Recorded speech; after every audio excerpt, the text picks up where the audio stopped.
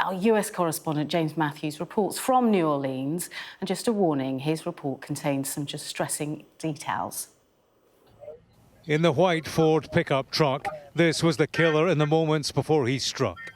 Street cameras record him in traffic, driving slowly until he reaches the famous Bourbon Street, still busy with New Year revelers. He takes a sharp right turn and accelerates into the crowd at speed. Another camera captures the moment that armed officers run towards the incident. Pictures from Bourbon Street taken minutes later show the aftermath. Bodies lying on the ground in a scene of carnage. The aftermath was really what got me, like bodies all up and down the street. Everybody screaming and hollering. You look down, you see somebody doing CPR. You look around, people crying on the floor. This is the attacker, 42-year-old Shamsuddin Jabbar, a US military veteran from Texas. Having driven into the crowd, he crashed his vehicle, got out and started shooting at police officers. 2 were injured. Jabbar died in the shootout that ensued. As we know, this is not just an act of terrorism. This is evil. And when we face evil, we have a choice. We can run in fear, or we can indeed stand in strength. Weapons were found inside the pickup truck. So was an improvised explosive device. Other IEDs were discovered nearby.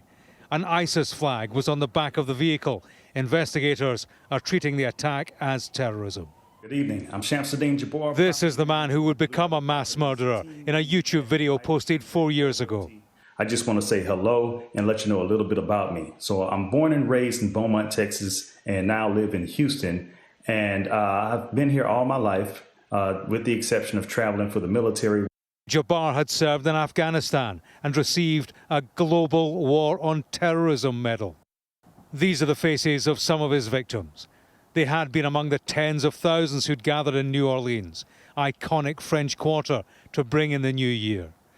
Last night, President Biden spoke of the attack and the attacker.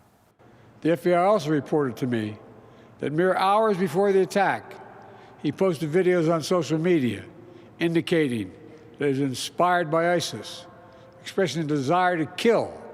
SWAT teams surrounded Jabbar's home in Houston, Texas. A man was seen to surrender. It's unclear who he was or how he might feature in investigations. Here in New Orleans, there are questions about the security measures that failed to prevent a vehicle being driven up here towards Bourbon Street and towards the crowd. There are bollards still being completed, but they weren't in place. The police say they'd stationed a vehicle at the end of the street alongside barriers, but the attacker drove past them on the pavement. In New Orleans, a new year has brought shock to a city that grieves its loss. In the place they call the Big Easy, it's hard.